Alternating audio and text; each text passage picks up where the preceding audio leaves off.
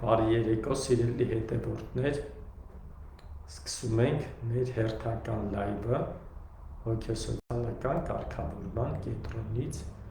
այսօր 5-շաբթի և ժամը 7-ին, ինչպես միշտ մենք դուրս ենք գալիս հոգեսոցիալական կարգավորման կենտրոնի Facebook-յան էջի լայվի, ինչպես հայտարարել ենք, այսօրվա մեր հյուրն է շուրծննդյան հոգեբանության մասնագետ, տարբեր գրքերի հեղինակ, հոգեբան Աննա Բադալյանը։ Բարի երեկո, Աննա, շնորհակալություն հրավեր ընդունելու համար։ Աննա, դուք ոնց որ լինեք այս շուրծննդյան հոգեբանության գաղափարախոսը, շուտ դասընթացներ եք անցկացնում, դպրոցներ եք փորձում ստեղծել, տարբեր եթերներով ելույթ եք ընդունում, ելույթներ եք ունենում, կներեք, եւ շատ կարեւոր է, որ այդ խնդիրները, որոնք կան շուրծննդյան հոգեբանության վերաբերյալ, բարձրաձայնվեն, որպեսզի մարդիկ հստակ պատկերացում ունենան, թե այդ ծննդաբերությունը հատկապես նրանք, ովքեր առաջի անգամ պետքա ծննդաբերեն, իմանան մասնագետից ինչա իրենց հետ կատարվում, ինչ է իրենց հետ կատարվելու, ոչ թե հարևանից, ընկերուհուց, ազգականից, որոնք կարող են առավելագույնը իրանց սեփական փորձով կիսվել։ Իսկ դուք ուսումնասիրել եք, հետազոտել եք, չափազանց շատ շփումներ եք ունեցել, շատ դեպքեր եք վարել, բազմաթիվ մայրերի օգնել եք ապագա մայրիկների, որպեսզի հեշտ լինի նրանց համար այն, ինչը շատերի կարծիքով դժվար է լինում։ Հիմա կխնդրեմ մի փոքր ներկայացնեք ընդհանրապես ինչ է կատարվում սովորաբար մարդկանց մոտ, մայրացող կանանց մոտ, մայրանալ պատրաստվելու կանանց մոտ, ինչ խնդիրներ կարող են լինել եւ ինչ անում, որ այդ խնդիրները չլինեն։ Համեցեք։ Ամենակարևորը առաջին զգացողությունները ես մայր եմ, հուզական այսպես ապրումներ, հա, կարծես թե բոլորին ուզի ասի գիտեք, ես պատրաստ եմ մայրանալու եւ այլն, այդ ամենից հուզականության յետևում իհարկե կան այսպես շատ խոշոր ֆիզիոլոգիական փոփոխություններ, որոնք բնականաբար բերում են նաև հուզական, հուզահոգեբանական տատանումների։ Նույն հղիության ողջ ընթացքում 3 էտապներում գոյություն ունի փոփոխությունների ճգնաժամ, այնտեղ դուք շատ ճիշտ նշեցիք, որ հատկապես եթե առաջին երեխան է, այնտեղ անորոշության գործոնը կա,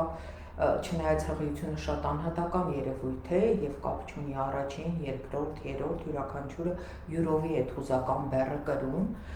բացի այդ հոգեբանության մեջ համարվում է, որ հղի կինը շատ թափանցիկ հուզական վիճակում է եւ կարող է նրա ենթագիտակցական մակարդակի, ասենք հիշողությունները, տագնապները, անհանգստությունները այդ երևույթի հետ կապված վերհանեն։ Արդյունքում ստացվում է, որ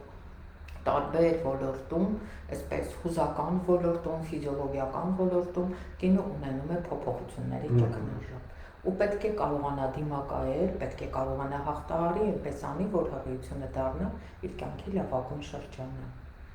Շատ լավ։ Իսկ ի՞նչն է խանգարում, բացի ֆիզիոլոգիական փոփոխություններից, մարմնի կառուցվածքի եւ այլն, ինչ դժվարություններ կան, որոնց հաճախ բախվում են մայրանալ պատրաստվող կանայք, եւ դրանց մասին խոսեք, խնդրում եմ, հետո նոր կանցնենք ինչ անեն, որ խուսափեն դժվարություններից։ Առաջինը, որ բախվում է, դա միգուցե նաև մի քիչ մեր էթնիկ հոգեբանության հետ կապված է, ինչպես կլինի, հարցերի շարան, արդյոք լավ կընթանա հղիությունը, արդյոք առողջ կծնվի երեխան, արդյոք ծննդալուծումը ուզած ձևով կընթանա, արդյոք, այստեղ մեր հեքիաթի պատմությունը, Դիպոսի պատմությունն է կարծես ստացվում, ու արդյունքում այդ բազմաթիվ հարցերի պատասխանը ստեղծում է այսպես հուզական վերելքներ, բարյաճիկներ։ Արդյունքում ստացվում է, որ կինը փոխանակ վայելելու ունենում է որոշակի տագնապներ։ Տագնապների հետ հաղթահարելու, հղիության շրջանի հետ ադապտացվելու շատ կարևոր դեր են խաղում մայրության դպրոցները, որոնք թույլ են տալիս մասնագետներին կնոջը հաշտեցնել հղիության գործընթացի հետ, նրան ցույց տալ յուրաքանչյուր այսպես ծանոթացնել էտապի, հուզական վիճակի, ֆիզիոլոգիական վիճակի հետ։ Այստեղ շատ կարևոր է նաև հղի-կին ընտանիք փոխհարաբերությունը, հղի-կին գործատու փոխհարաբերությունները, հղի-կին ամուսին փոխհարաբերությունները, այդ ամենը բերում է նրան, որ շատ հնարավոր է արդյունքում կինը ունենա հուզական տատանումներ, անհանգստություններ, Դրանք բացի այդ նաև նշեցինք մեծ շատ կարևոր ազդակ է նաև ենթագիտակցական տագնապների անհանգստությունները։ Մայրության դպրոցում ոչ միայն կնոջ հետ աշխատում են հոգեբանական, ասենք այսպես, նույն մեր ստեղծած նաև դպրոցում մենք ոչ միայն կնոջ հետ աշխատում ենք հուզական այսպես վիճակի բարելավմանը, այլև կիրառում ենք որոշակի արտ-թերապևտիկ էլեմենտներ, կիրառում ենք աշխատանքային թերապիայի փոքրիկ գործիքներ, որոնք օգնում են կնոջը հուզականությունը այսպես ավելի հանդարտացնել, վայելել հղիության ընթացքը։ Դասընթացներին հաճախում են նաև ամուսինները, հայրերը ապագա, ըստ իրենց ցանկության, որոնք ունեն հարցերի մեծ շարան, ոչ պակաս քան կանայք, եւ այդ հարցերն էլ շատ հետաքրքիր են, հատկապես եթե հաշվի առնենք, հիմա շատ մոդայիկ է դարձել, որ տղաներն են ուզում մասնակցեն ծննդաբերության գործընթացին, իսկ մենք գիտենք, որ դա հենց այնպես չեն թույլ տա մտնել ծնարան։ Տղաները ստանում են իրենց համապատասխան գիտելիքների պաշարը, հոգեբանորեն պատրաստվում են, որպեսզի կարողանան իսկապես օգնել ծննդաբերության գործընթացին, այլ ոչ թե խանգարեն։ Լավ, հիմա սկսենք սկզբից ուրեմն։ Կինը իմացավ, որ ինքը արդեն հղի է եւ մայրանալու է։ Որն է ճիշտ մտածողությունը, որն է ճիշտ վարքը, որպեսզի ոչ թե ասենք այլ այս ձև մի արեք, այս բանից մի վախեցեք, այլ ասենք ինչ անեն, որ լավ լինի եւ ինչ մտքեր ունենան, ինչ մտքեր փորձեն առաջացնել իրենց մեջ, որպեսզի իրենք առաջ ընկնելով չթողեն խնդիրները ծագեն, այլ հենց ամենասկզբից իմացավ, տեստը նայեց, տեսավ, որ իր մոտ առկա է հղիություն։ Սկսեցինք։ Այդ հուզական իհարկե վերապրումը հանդարտվում է, գալիս է որոշակի շրջան, այստեղ շատ կարևոր է, քանի որ հորմոնալ փոփոխությունների հետ կապված կնոջ մոտ դյուրակարգեր վիճակ է,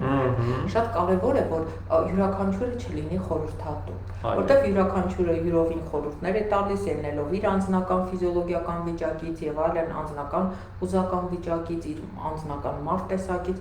ավելորդ դյուրակարգություն այսպես պատճառել կնոջը ամենևին դրա հարկը չկա, դրա համար այստեղ պետք է որ կարողանան բժիշկ գինեկոլոգը, ով կվերահսկի կնոջ հղիության ընթացքը, զուգահեռ աշխատի նաև հոգեբանի հետ, որտեղ նույնիսկ ֆրանսիացի հոգեբաններից մեկն ասում է, որ արգանդը որպես այդպիսի միայն չի ենթադրում մայրություն, պետք է նաև հոգեբանական պատրաստվածություն, դա շատ կարևոր է, այնպես որ այստեղ գիտահեն հիմքեր կան, այնպես չի որ հուզական ջերմ սիրուն բաներ ենք ասում իրականում։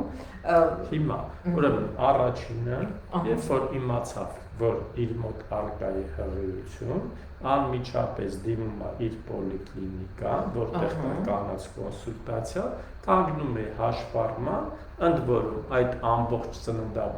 հղիության շրջանը եւ ծննդաբերությունը Հայաստանի Հանրապետությունում իրականացվում է պետական պատվերի շրջանակներում, այսինքն անվճար է հետազոտությունները ամբողջ վարումը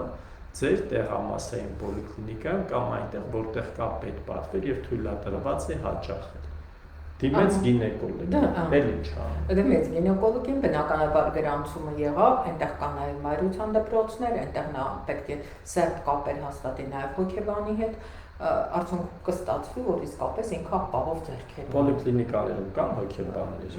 Ցավոք սրտի ոչ բոլոր պոլիկլինիկաներում, բայց կան այսպես դասընթացներ, հատուկ հղիների հետ կազմակերպող հոգեբանական դասընթացներ, որոնք ոչ միայն օգնում են հաղթահարել հուզական վիճակը, այլև պատրաստել կնոջը ծննդաբերության եւ հետծննդյան խուսափի հետծննդյան դեպրեսիայից եւ որպես մայր արդեն կարողանա վերհանել լավագույն հատկանիշները։ Լավ, եթե ծագում են խնդիրներ կամ դեռևս չծագած խնդիրներ, կարող եք դիմել հոգեսոցիալական կարգավորման կենտրոն, գրել նամակ պարտադիր չէ զանգել գալ եւ Աննա Բադալյանը սիրով կպատասխանի ձեր հարցերին եւ խորհուրդներ կտա, եթե կարիք լինի, իհարկե մենք կարող ենք հրավիրել ձեզ խորհրդատվության, բայց այն նվազագույն բաները, որոնք հնարավոր է գրելով կամ հարցնելով անել, մենք դա պատրաստ ենք ապահովել։ Իսկ հիմա ինչ խորհուրդներ ենք մենք տալիս, որոնք ընդհանուր առմամբ օգտակար են բոլոր կանանց, երբ որ նրանք իմացան, որ հղի են, դիմեցին, հաշվառվեցին որպես հղի իրենց կանած կոնսուլտացիա, այսինքն ֆիզիկական առումով նրանց ամբողջ հոգսը պետությունը վերցնում է իր վրա, հոգեկան մասով փաստորեն չի վերցնում։ Հիմա մենք փորձենք օգնենք իրանց։ Իհարկե։ Նախ առաջինը բոլոր հարցերի պատասխանները պետք չէ միանգամից գտնել, որտեղ հղիության հետ գալիս են բազմաթիվ հարցեր, ու մենք անհամբերությամբ ուզում ենք բոլորի պատասխաններն իմանալ։ Դրանք կամաց կլուծվեն, նույնիսկ հարցեր կա, որ դրա մասին կարող եք ընթացքում մոռանալ, որտեղ ավելի առաջնային հարցեր կլինեն։ Դա դեռ ոչինչ, հետո մենք ունենք մի առավելություն հայկական էթնիկ հոգեբանության մեջ հղի կինը կարծես մի տեսակ սրբության աստվածածություն։ Էլի ու բոլորը լավ են վերաբերում, այսպես դա մեզ օգնում է։ Այստեղ ամենալրջագույնն էսպես ասեմ։ Նույնիսկ իմ ընկերներից մեկը մի այսպեսի սնահավատություն ունի։ Ասում է, երբ որ ինչ-որ բան ես մտածում քայլելով, եւ հղի կին ես տեսնում, ուրեմն քո մտածածը իրականանալու է, քո երազանքը իրականանալու է, եթե մտածելու ժամանակ աշխուժը հղի կին է կա։ Իհարկե, այնտեղ Աստծո տված օրհնությունը մեջ կրում է նոր կյանքի սկիզբ, նոր գործի սկիզբ։ Այդ ամենը կամաց կանցնել, ամենակարևորը, այսպես առավելագույն ուշադրություն պետք է դարձնել, որովհետև դա շատ տարածված է, վաղ ծննդաբերությունից։ Ու այստեղ է, որ շատ կարևոր է, որ պետք է որոշվի կինը առաջնածին է, երկրորդ երեխան է, կամ ընդհանրապես վախի պատճառը դրանք գիտակցական վախեր են, թե ենթագիտակցական վախեր են, որտեղ գիտակցական վախերի հետ աշխատելը շատ հեշտ է։ Վերենք լուծում քննարկում ենք, հատկապես որ վերլուծական միտք ունի, ենթագիտակցականը մի քիչ դժվար է։ Այստեղ է նաև, որ շատ կարևոր է, որ կապը պաշտպանվի այն բժշկի հետ, ով հանձն է առել ծննդալուծումը այդ կնոջ, այսպես ապահովել վստահության գործոնը, այստեղ շատ կարևոր է։ Բացի դրանից կարևոր է, որ հոգեբանորեն կինը պատրաստ լինի, որ ինքը ծննդաբերության մասնակից լինի, ոչ թե ընդհանրապես գնացել է։ Դա խնդրում ենք բացատրեք մանրամասն։ Ընդհանրապես ընդունված է, կարծես գնում են ծնարան, պատրաստվում են, սպասում են այդ օրվան, ծննդալուծումը այսպես կնոջ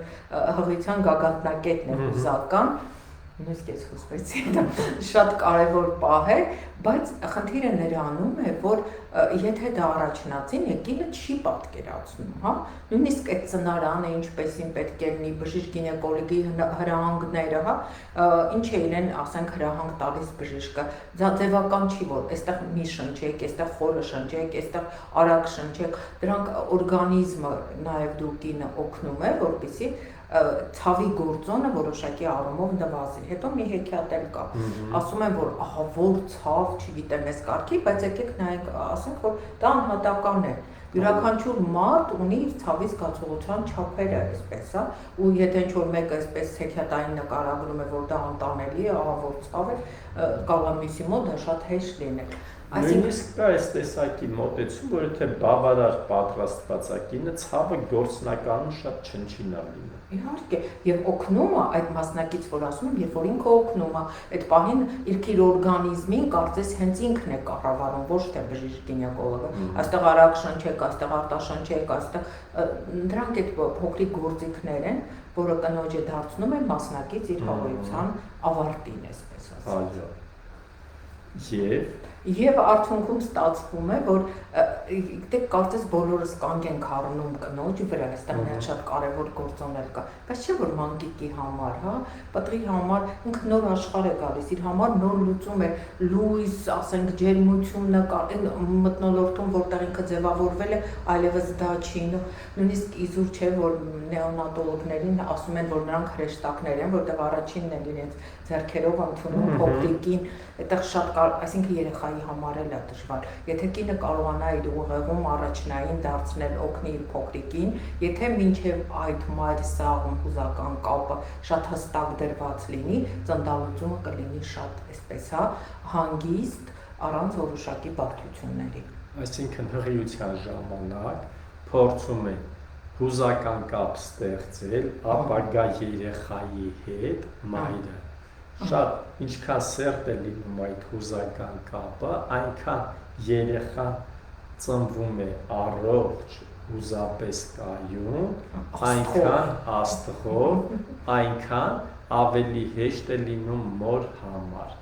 Եվ չափազանց կարևոր է, հիմա կխնդրենք մենք Աննային, որպեսզի ներկայացնի վերջին 3-րդ ամիսը հուզականության համար շատ կարևոր է եւ սկզբնական շրջանի իրավիճակը նույնպես մի փոքր սրա մասին էլ ասեք ու հետո նոր կսկսենք ամփոփել։ Ընդհանրապես ընդունված է այսպես, որ նույնիսկ դեպքեր են եղել, երբ որ մայրերը մոտեցել են ու հատկապես 3-րդ եռամսյակին, բա կներեք, աման չունեմ ասեմ, բայց արդեն հոգնել եմ։ Ու ես այստեղ ոչ թե որպես հոգեբան իրենց աջակցում եմ, որ մի ամաչեք եւ այլ, ասում դա ոչ թե դուք հոգնել եք այս ամենից, այլ դուք հոգնել եք այս վիճակը արդեն ավարտվել է, դուք նոր զգացողություններ եք ուզում, գրկել, զգալ ձեր մակրիկի բույրը, արդեն իրեն շոյել, աչուկներին նայել, այնպես որ դա շատ բնական է ու եթե որևէ մեկի մոտ այդ խնդիրը կնի, ամենևին չամանչեք, ամենևին դրանց ված չզգաք, ընդհակառակը դա փոքրիկ ազդակ է, որ դուք պատրաստ եք ծննդալուծմանը, հոգեբանորեն արդեն պատրաստ եք, դա շատ կարևոր է ու ինչը կտրուկ տարբերվում է առաջին այսպես երամսյակի ժամանակ, առաջին երամսյակը մի քիչ ավելի այսպես ոչ ավելի շատ երկրային վիճակա, քան այսպես երկնային, երբ որ դու ոտքի ամուր կանգնած ես, ավելի շատ երազանքներ են, հույզեր են, էմոցիաներ են, դրանք են այսպես տատանումներ են բերում հուզական կնոջը, իսկ երկրորդ երամսյակը արդեն որոշակի կայուն վիճակ է ու կինը գնում է իր վախերով, անհանգստություններով, ուրախություններով արդեն գնում է կոնկրետ ծննդալուծման։ Այստեղ շատ կարևոր է ով կլինի կնոջ կողքին, ով կվարի նրա հղիության ընթացքը, ով կաջակցի նրան ծննդալուծման ժամանակ, ովքեր են ընտանիքի անդամները, դրանք շատ կարևոր են։ Ով է հոգեբանը, եւս դա շատ կարևոր է։ Ցանկալի է ունենալ հոգեբան, ում հետ կխորհրդակցեք, ով ձեզ կուղեկցի այդ ճանապարհը անցնելիս եւ ճիշտ խորհուրդներ կտա։ Հիմա մանկիկը ծնվեց։ Մանկիկը ծնվեց, մի փոքրիկ բան է դեռ այստեղ ես մոռացա ասել, երբ որ մենք խոսեցինք արտ-թերապևտիկ էլեմենտների մասին, մենք խոսեցինք նաև աշխատանքային թերապիա, ինչպես նաև գոյություն ունի ամբողջ աշխարհում հղի կնոջ համար երաժշտության թերապիա, որը կոչվում է սոնատալ։ Խնդիրը նրանում է, որ հղեկինը երաժշտությունը երբ որ լսում է, այստեղ այդ մանկիկը ծնվելու ժամանակ օգնում է դա։ Երաժշտությունը լսելով ոչ միայն այսպես հարստանում է նրան աշխարհը, որոշակի առումով ձեռք է բերում արդեն վաղը մի էսթետիկական ճաշակ, ուղղակի նաև օգնություն մայրիկներին, այսպես ասեմ, երբ որ մանկիկը ծնվեց, ինքը սկսում է անհանգիստ լինել, լաց լինել, կամ ասենք ինչ որ մանկական կապրիզներ, որի բացատրությունը չեն գտնում, այդ կամակորությունների, երբ որ այդ երաժշտությունը լսի, որը լսել է մայրը հղիության ընթացքում, հավատացեք 99 եւ 9%-ով երեխան հանդարտվում է, որտեղ հոգեբանորեն ինքը վերադառնում է իր նախկին ապահով վիճակին։ Դա այսպես գիտահեն է, հենց այնպես չի, էլի, ասենք այդպես գեղեցիկ նկարագրում եք, շատ օգնում է այդ մեթոդը ու այստեղ կուզեի նաև մի բան ասել, երաժշտության հարցում մի քիչ վիճահարույց է, այսպես միջազգային ստանդարտը Բեթհովեն, Մոցարտն է, բայց կարծում եմ, եթե Բեթհովենին 9-րդ սիմֆոնիան լսենք ու անհանգստանանք, ավելի լավ է լսել ավելի մեղմ հաճելի երաժշտություն։ Լավ, երեխան ծնվեց։ Ծնվեց, բերեցինք տուն, ինչեր ունենք։ Նախ մինչև տուն բերելը ծննդատանը։ Ծննդատան առաջին կանոնը իդեպ դա արդեն լավ պահպանում է, որպեսզի բացի նրանից, որ մենք գիտենք, որ պորտալարը կտրվում է ծննդալուծման ժամանակ, բայց հոգեբանական պորտալարը կտրվում է դեռ երկար ժամանակ 5-6 տարեկանում։ Ու այստեղ շատ կարևոր է,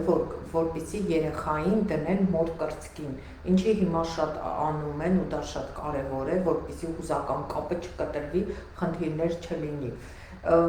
Այստեղ շատ կարևոր է կրծքով կերակրելը, որը նույնպես ապահովում է ոչ միայն ֆիզիոլոգիապես առողջ է պահում, այլ մայր սաղմ, արդեն մայր մանկիկ հոգեհուզական կապը հստակ պահում է։ Դա էլ է շատ կարևոր ու արդյունքում ստացվում է, որ կարծես թե ծննդալուծ իմիջիալուց դա օգնում է նաև կնոջին, որտեղ հետծննդյան դեպրեսիան, այսպես ասենք, ընդհանրապես բոլոր կանանց մոտ կա ու դա բացատրելի է։ 9 ամիս իր սրտի հետ զուգահեռ սրտի կետոփել ու կարծես չկա, ներքին վախը ենթագիտակցական բերում է, որ ինչ որ անհանգստությունների տագնապ, հիմա որ երեխան արդեն մոր մոտ է, դա օգնում է, այլ խնդիր չէ, բայց ամեն դեպքում 12 ժամ կինը ունենում է հետծննդյան դեպրեսիա։ այ արդեն հետագա ընթացքից, հղիության ընթացքից, հոգեության հոգեհուզական վիճակից կախված, արդյոք եւ իհարկե անհատական տագնապներից ենթագիտակցական հետամիզան դեպրեսիան կշարունակվի, թե կդադարի։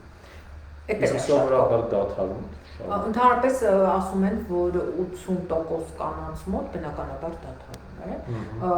նրանք ովքեր ունեն, այսինքն 5-ից 1-ի մոտ շարունակվում է, նրանք կարող են տարբեր արդեն ենթագիտակցական խնդիրների պատճառներ լինել։ Ինչ անեն այդ ժամանակ։ Մի տեսակ գովք է ստացվում մասնագիտական, բայց եթե մի բան ճիշտ, իրականությամբ, այսպես ասեմ, եթե կա լուծում, եթե դու կարող ես մասնագետի հետ քննարկել, վերլուծել, քո խնդիրները վերհանել, պահեստային ուժերդ վերհանել, կարողանալ հպարտությամբ, այսպես մայրության զգացողությամբ ոչ միայն գնալ ծննդալուծում անել, մանկիկին գրկած ներաշխարհով, ձեր հարուստ ներաշխարհով, առողջ ներաշխարհով շարունակել նրա կրթությունը եւ դասերակցությունը, իսկ թվում է դա հոգեբանական խնդիր է, հոգեբանին դիմելը դա ամենալավ միջոցն է, ամենալավ այսպես լուծումն է, որովհետև ոչ միայն քո ներաշխարհն է կարգավորվում, այլև դու նոր բալիկին, որին տալիս ես դասերակցություն եւ կրթություն, նրա հոգեկան աշխարհն ես եւ նրան դասում ես հասուն անհատ, կարողանում ես ճիշտ ձևավորել նրա ներաշխարհը։ Նախկինում հոգեբաններ չկային։ Ասենք երեխան ծնվում էր, կեսուրը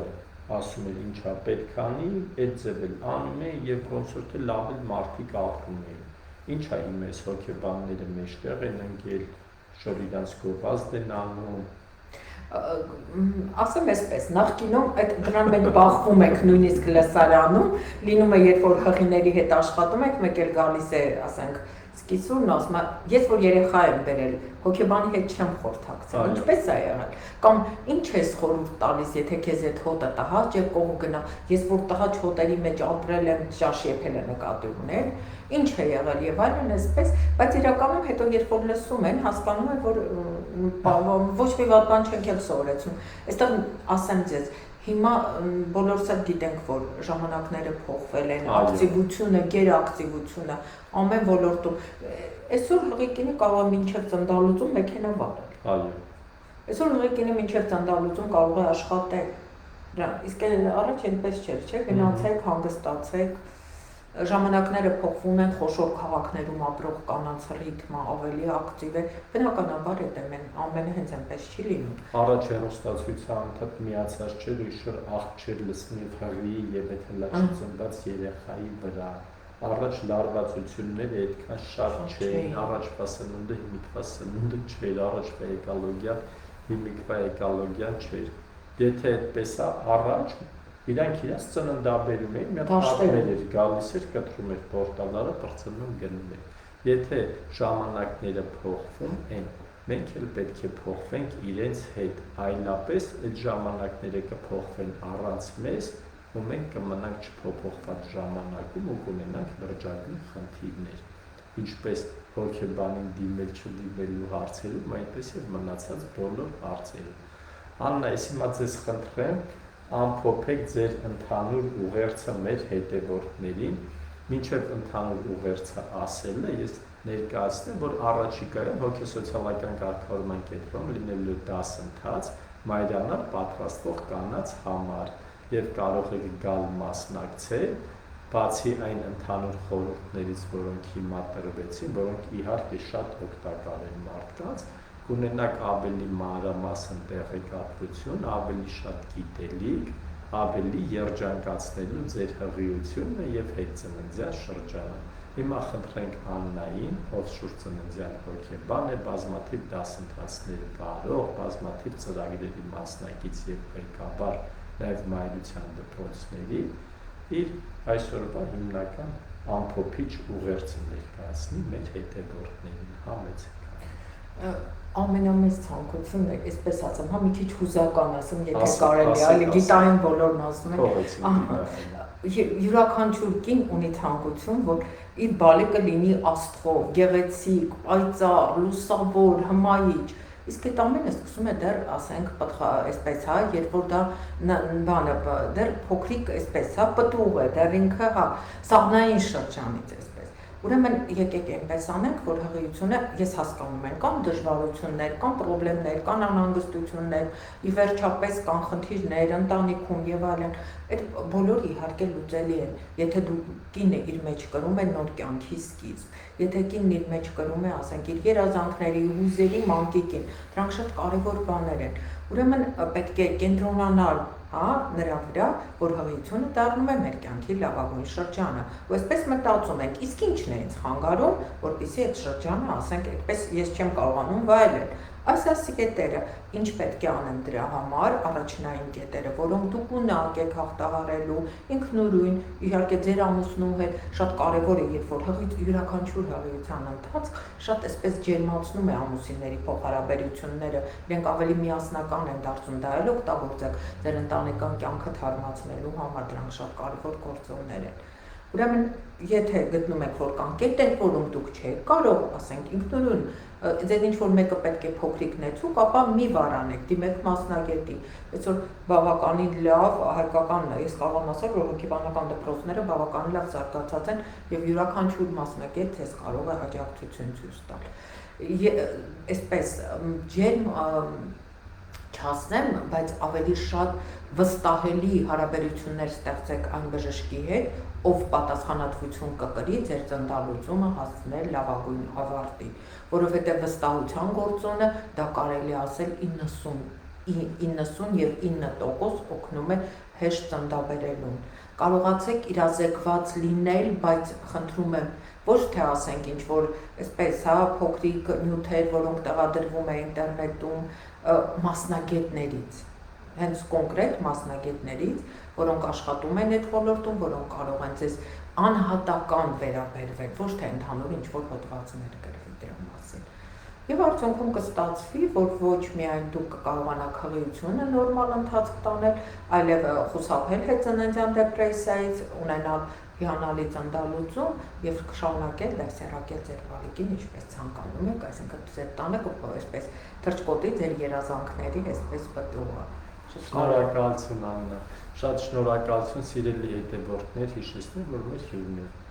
Աննա Բադալյան, ով շուրծննդյան հոգեբան է, բազմաթիվ գրքերի հեղինակ, ապագա մայրերին ուղղված եւ դասընթացաբար։ Եվ հիշեցնում եմ, որ մեր կենտրոնի կարգախոսն է ցանկացած խնդիր միշտ ունի լուծում։ Դիմեք հոգեսոցիալական կարգավորման կենտրոն եւ ձեր բոլոր խնդիրները